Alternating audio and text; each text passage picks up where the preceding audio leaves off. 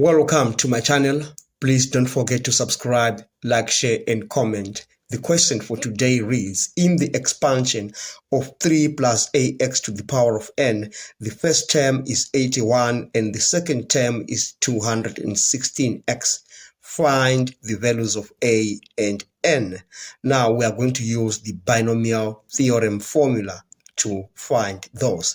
And it says a plus b to the power of n is equal to a to the power n plus n choose 1, a to the power n minus 1, b. So the terms go on and on up to the point where we get b to the power of n.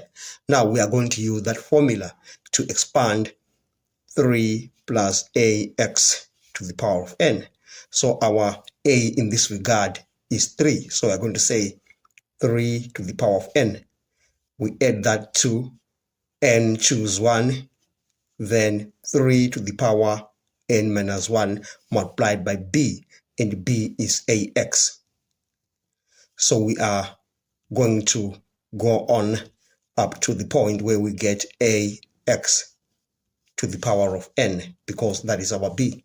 But we are mainly concerned with these two first terms, because we are told that the first term is 81 and the second term is 216x.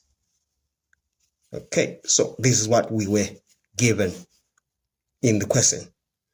Right, now we need to start by finding the value of n. We are told that the first term, 3 to the power of n, is equal to 81. So we say 3 to the power of n is equal to 81. We are going to say 3 to the power of n is equal to 3 to the power of 4.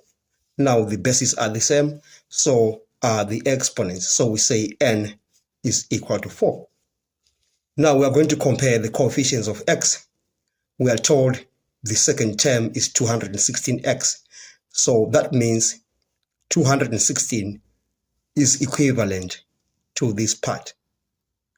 Okay, because they both have x. All right, so we are going to say now n choose 1 multiply by 3 to the power n minus 1, a is equal to 216. Now we have the value of n, so we just need to put it in there so that we find the value of a. So we are going to say 4 choose 1, because n is 4 from above.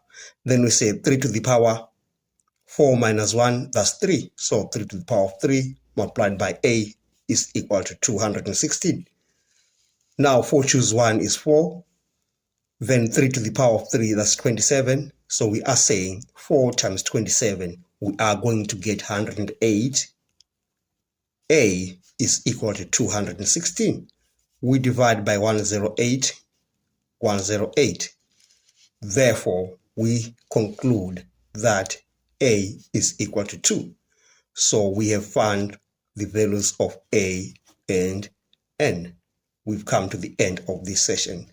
Thanks for watching. Please don't forget to subscribe, like, share and comment. Enjoy your day.